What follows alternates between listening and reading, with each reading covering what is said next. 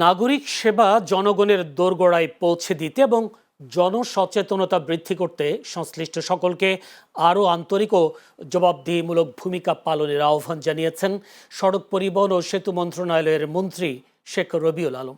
আজ সকালে রাজধানীর ধানমন্ডির রাশিয়ান কালচার সেন্টারে ঢাকা দক্ষিণ সিটি কর্পোরেশনের আয়োজিত নাগরিক সেবা ও জনসচেতনতা নিশ্চিতকরণ গণশুনানির অনুষ্ঠানে প্রধান অতিথি হিসেবে এই আহ্বান জানান মন্ত্রী।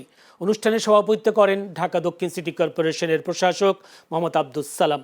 গণশুনানিতে নাগরিকরা বিভিন্ন সেবা, অবকাঠামো উন্নয়ন, পরিচ্ছন্নতা, বর্জ্য ব্যবস্থাপনা, জলাবদ্ধতা নিরসন, মশক নিয়ন্ত্রণ এবং জনসচেতনতা বৃদ্ধি সহ বিভিন্ন বিষয় নিয়ে তাদের মতামত ও অভিযোগ তুলে ধরেন। এ সময় সংশ্লিষ্ট কর্মকর্তারা নাগরিকদের প্রশ্নের উত্তর দেন এবং সমস্যা সমাধানে প্রয়োজনীয় পদক্ষেপ নেওয়ার আশ্বাস দেন।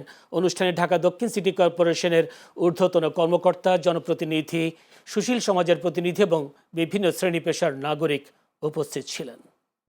কয় লক্ষ লোকের জন্য তৈরি করা হয়েছিল, আজকে কয় কোটি লোক।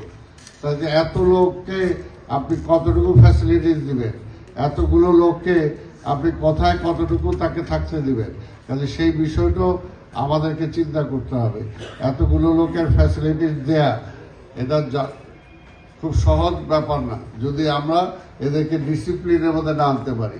জনগণ দেখতে চায় আমরা জবাবদিহি থাকি, জনগণ দেখতে চায় আমরা জনবান্ধব থাকি, জনগণও এটা দেখতে চায় যে তার সমস্যা মানে কর্পোরেশনের সমস্যা। এভাবে যখন সে উপলব্ধি করবে তখনই দেখবেন যে জনগণ তার সব শক্তি নিয়ে এসে পাশে দাঁড়িয়েছে, চেষ্টা করছেন। দরকার হচ্ছে আমাদের সবার সহযোগিতা, এবং সেটা নাগরিক হিসেবে করতে আমরা যদি চাই, আমার বিশ্বাস যে আমরা একটা ভালো ব্যবস্থাপনা সিটি কর্পোরেশনে নিশ্চিত করতে পারবো।